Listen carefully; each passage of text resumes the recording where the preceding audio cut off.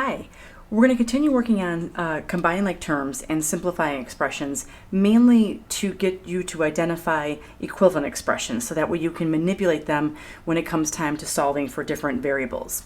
So this is a fairly simple expression that we've done before for something similar to this. We're going to combine the like terms. So you've got your 8x and you've got your 10x. We're going to have a 2y, a positive 2y, and a negative 8y. So you're going to end up with an 18x minus 6y. So that's simplified enough. What you also want to do is be able to manipulate this enough to be able to pull out a factor. So we know that 6 will go into both of these. So we're going to take a 6 out, and that's going to leave us with a 3x minus y. Also keep in mind you can pull out a negative 6x. So these are all going to be equivalent expressions. So negative 6, you can pull out negative 6. Then you would have a negative 3x plus y, because you want to make sure when you distribute that you're going to end up with this ultimate simplified expression. All right, let's combine another one here.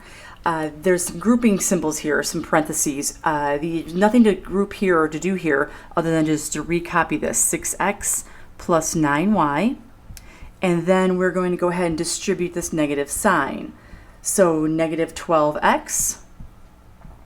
And then you have a positive 3y. So you just distributed that. Now you're going to combine your like terms. You got your 6x and your negative 12x. We've got the 9y and a positive 3y. So you're going to end up with 6 minus 12 is going to be a negative 6x. 9 plus 3 is going to be plus 12y. Now that's simplified enough. You can also pull out a factor, and there's two different ways of doing this. You can take out, there's several different ways. You can pull out something like a 2 or a 3. We're going to try to go with the greatest common factor, which will be 6 or a negative 6. So there's going to be two different ways to do this. If we take out the negative 6, that's going to leave you with an x. 12 divided by negative 6 is going to be a minus 2 or a negative 2y. So that's one way to write that. You can pull out a positive 6. So if you have a positive 6, now you're going to have to leave that negative with the x, and you're going to have a positive 6 into a positive 12 is going to be a positive 2. So what you can see is all of these expressions are equivalent. Actually, all 1, 2, 3, 4, 5 of them are equivalent. All right, we have another expression that we're going to simplify. I'm going to show you two different ways of doing this because this can get kind of cumbersome. Nothing wrong with taking the long route and doing the distributing and then combining and then factoring and all that kind of stuff, which is what we're going to do right now.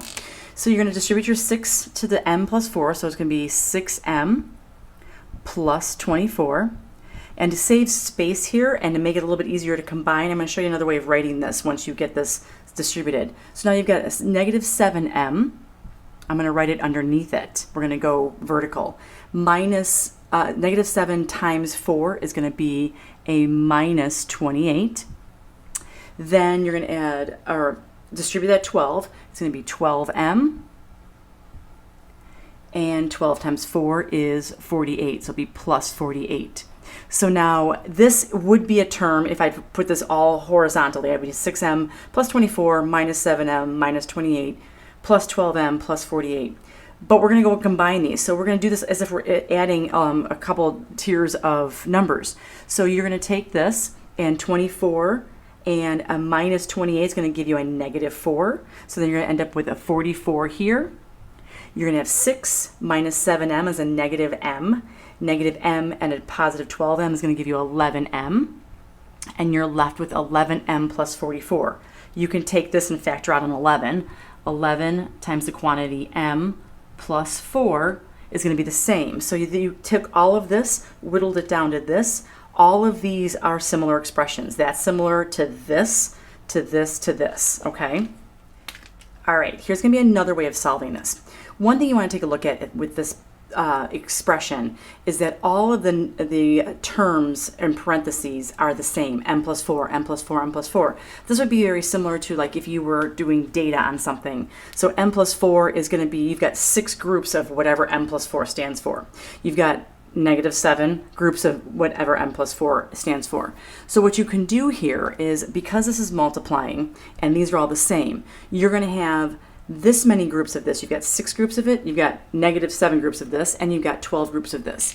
So what you can do is you can say, okay, my m plus 4 is going to be multiplied by everything that is outside of these parentheses. So I can go ahead and take this and say, okay, I'm going to do 6 minus 7 plus 12. I'm going to add those together. Whatever that number is going to be multiplied times the m plus 4. So 6 minus 7 is going to be a -1. -1 plus 12 is going to be 11. So you've got 11 times m plus 4. So you've already got it factored out. You can also say, all right, it's also the same as 11m plus 44. That was a much quicker way of doing it, but you can only do it if these in parentheses are the same, or if you've got multiple ones in parentheses that are the same. You can combine those and then add up what's in front of them. Easy enough.